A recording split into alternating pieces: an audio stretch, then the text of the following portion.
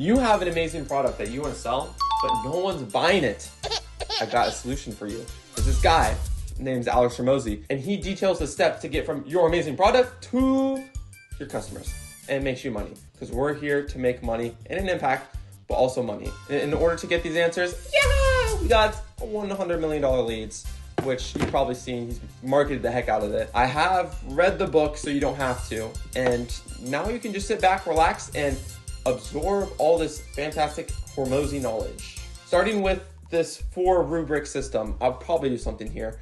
So you got, it's like Foursquare. You got warm outreach, cold outreach, paid ads, and free content, which is what you're watching. Wow, look at me, I'm brilliant. So in this video, I'm gonna be covering that one, and that one, because paid ads confused me. I didn't actually finish the chapter. It's fine. These 3 will get you pretty far. And the easiest to start off with by far has to be warm outreach. First question, probably on your mind, what even is warm outreach? Here is Hormozi's definition of warm outreach. Warm reach outs are when you make one-to-one contact with your warm audience, aka people who know you.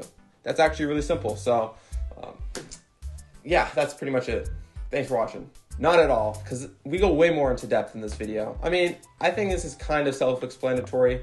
Warm outreach, people you know, people who trust you. But what's the difference between that and cold outreach? In the book, Hormozi details warm outreach to being people who are familiar with you, trust you, usually are your friends. Cold outreach is detailing to like complete strangers, people have no clue who you are. Recall how I mentioned warm outreach being the easiest one to start out with. Maybe I said it, maybe I didn't. But it's true, because this is what Hormozi says. You have a warm audience, even if you don't know it. Everybody knows somebody, so your personal contacts are the easiest place to start. We got leads, baby, woohoo! We got leads, which means you can sell your product to people you know, which means we can make money here. That's massive news right there. Now that we got our leads, why should we only focus on warm and not cold leads? You know, cold leads probably are important, right? Well, this is what Hormozi says. It's the cheapest and easiest way to find people interested in your stuff. We like cheap, we like easy, and efficient. I'm gonna change it for efficient. Easy sounds kind of lame. And we like yourself. Love yourself. Don't be mean to yourself. And this is where trust is super important for warm outreaches. He basically talks about how trust is an overpowered tool, and that people who believe you, which hopefully is at least 100 people, will be more likely to trust you. So imagine I'm selling like, I'm selling Windex cleaning, and I go up to you and I'm like, what's good, Timmy? Yo. I got this fire Windex cleaner. It's gonna change your life. And you're like, yo, bro, I trust Tyler. Tyler's a smart guy. I'd subscribe to him. And so you buy the Windex cleaner. Now imagine, do I have a costume? Now imagine Trevor, guy you don't know, comes and he's like, come here. My name's Trevor. You probably never met me before, but denied. You didn't trust Trevor enough. You trust your friend Tyler because Tyler's familiar, he's handsome, he's a good guy. But Trevor, never met him. Don't want to waste your time because you got other stuff, more important stuff to do. So you ditch Trevor. This is why trust is such an important asset. If people don't trust you, they're not going to believe in you and they're not going to buy. Okay, next question. What are the most effective methods of warm outreach? Hormozi says you'll learn more in the first 10 days of doing 100 reach outs than you did from everything you've ever read or watched.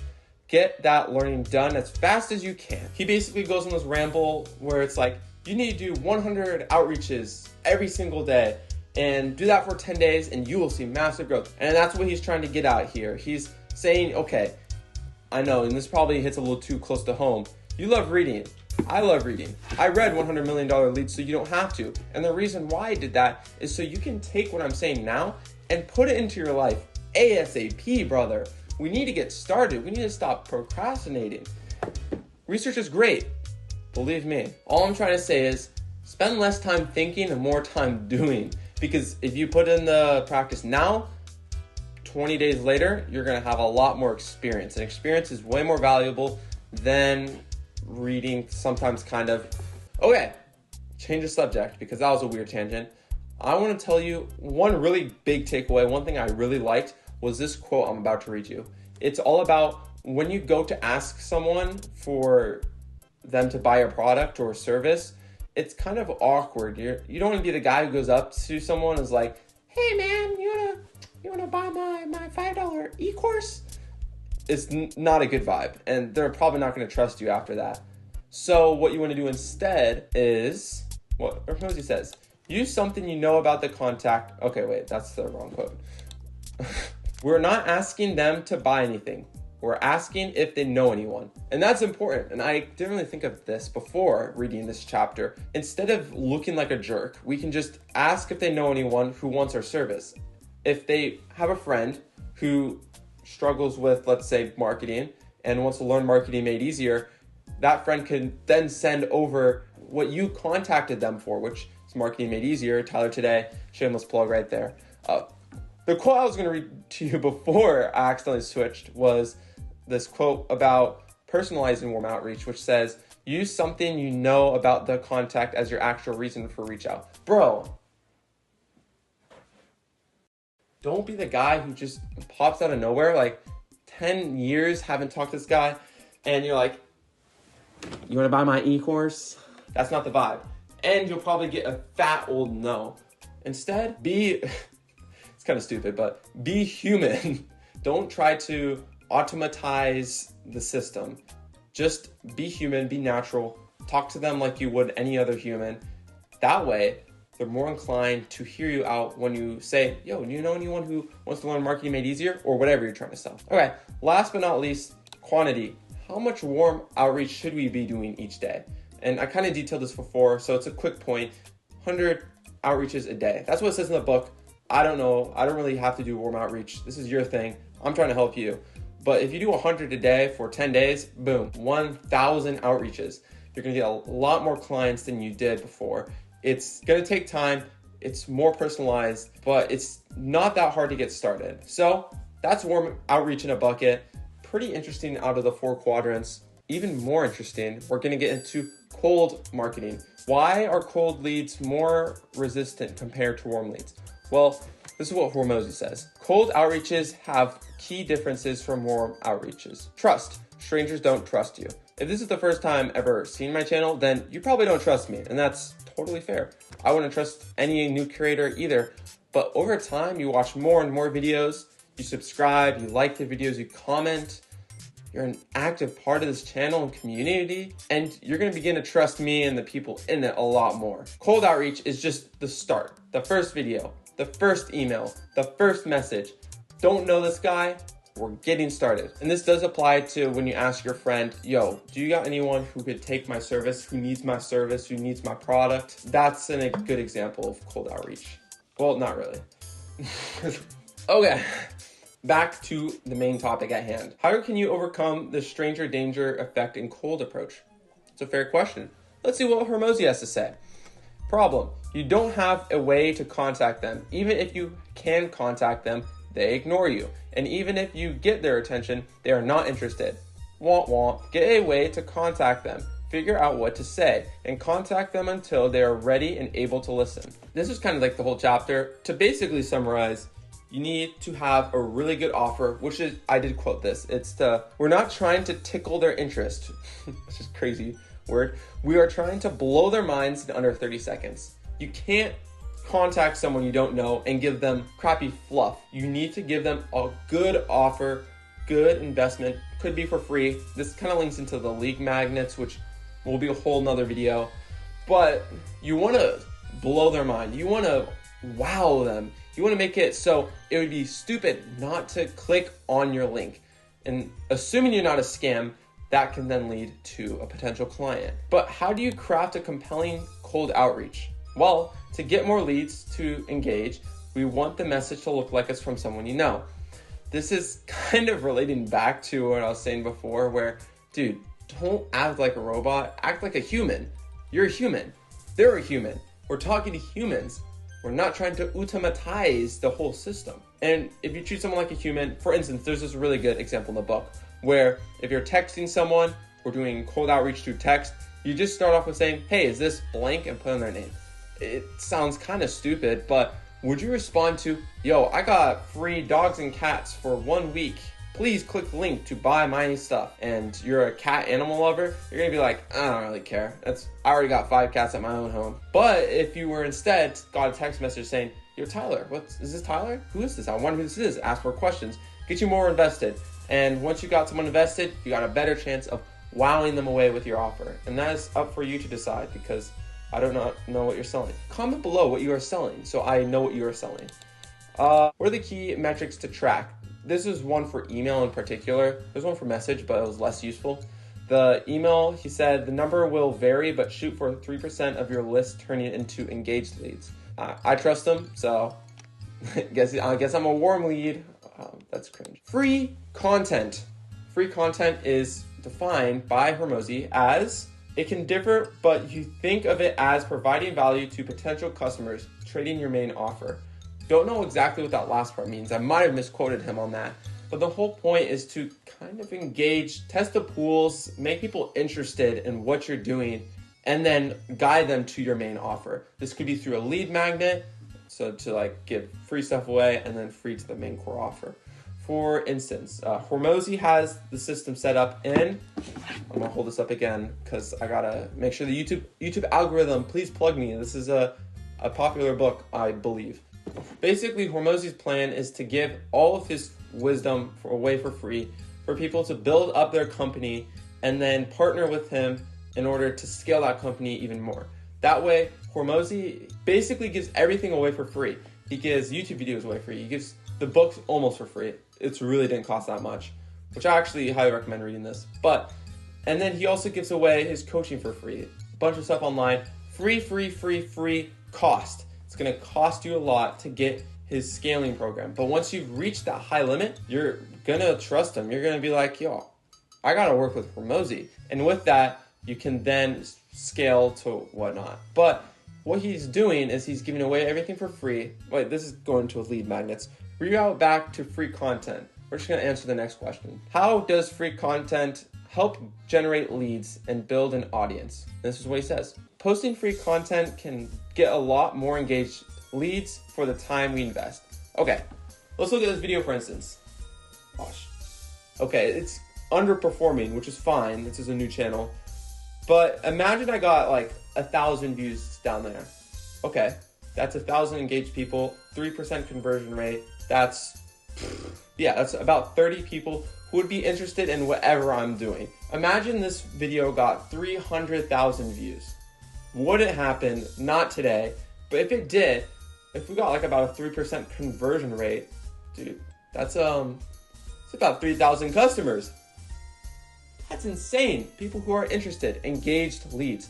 The scaling side of free posts and free content is massive, and you can get a lot of quality back, though it takes a while to get started up and it's awkward on camera at first and editing and takes a lot of work. But if you get that kind of movement, sorry, the ninja jokes gotta stop. If you got enough momentum, then you're gonna be able to get a lot more leads, a lot more customers, and a lot more money. Okay, next question. What makes people engaged with and share your free content?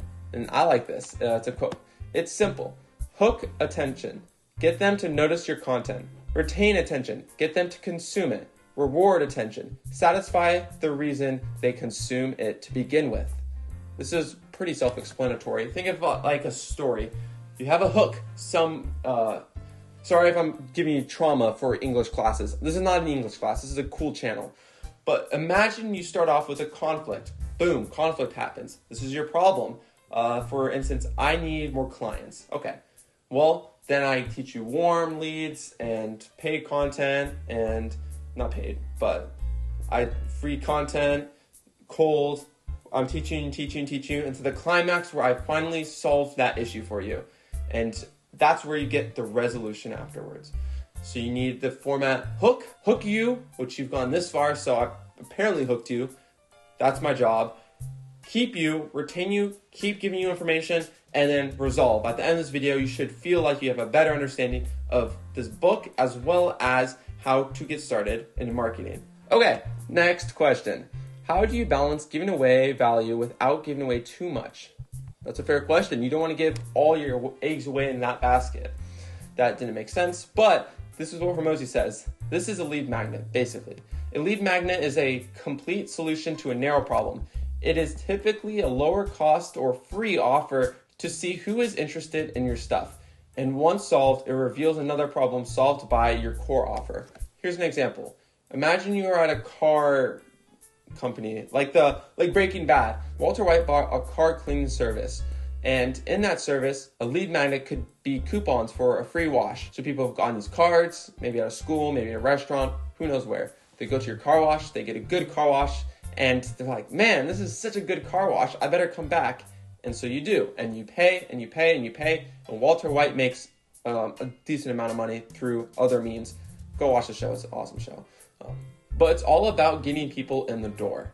That's what a lead magnet is, and that's kind of what free content is. It's building trust, building an audience, and having them familiar with your stuff, and just kind of getting them started, get them moving. I'm not seeing enough movement. Okay, we'll wrap up this video pretty quickly. We got like 4 more questions left. These are actually really good questions. What are different types of free content? Easy, bro. YouTube, TikTok, Instagram Reels, Facebook, LinkedIn. I think that's the main ones I know. Maybe the others. You could do Snapchat. I don't know much about Snapchat though. How often should you post free content? There are 2 options, and I really like these. It's depth, then width. Depth and width is starting narrow and then spreading out. For instance, this YouTube channel is depth, then width. I'm starting on YouTube, and once it gets massive, then I'll start growing out to other sources like Instagram, TikTok, whatnot. What you could instead do is going from width to depth. I could be posting on YouTube, TikTok, LinkedIn, Instagram, Facebook, and then over time, I start going more deep into the content, making it better. The only problem with that one is that it takes a lot more effort, and I don't want to put that much effort in. Let me rephrase that. I don't want to put so much effort that these videos aren't having effort. That makes sense, kind of. Not really, but we got 2 more questions left. Let's create a schedule. What tools help create a schedule to distribute your free content? And bro, it's really simple. Where's my phone? Your phone, and as well, CapCut. CapCut's free. It will get you started, especially if you're doing short form, pretty easy. Otherwise, Final Cut, I think DaVinci Resolve's free. Don't use Filmora. I hate Filmora. Different video for a different day. But there are a lot of options out there. There's really no excuse to not be doing it. iMovie too, if you got an Apple phone. Last but not least, how do you measure your success of content? And there are 2 measures that Hormozi says, and I'm going to tell you my own at the end. It's total followers and then rate of getting followers, which makes sense. How many followers do you got? Not that many. But how many followers are you gaining per day, for instance? Not that many, but that's fine, because what I measure is amount of growth, which is similar to what Hormozi is saying, but then also equally important, how long are people watching your videos? Because you could create the best video in the world, but people aren't staying till the end. It's not the best video in the world. Okay, so you've basically mastered all there is in this book. Not really. I'll probably make more videos about it, but that's the main stuff that you need now. Good job for staying to the end. Appreciate that. And I've done enough self-promotion, so if I were to say subscribe, which is what I'm asking you to do, I guess that would be a little too much. So I probably shouldn't include this at the end of this video. Let me end with a quote. The finest steel has to go through the hottest fire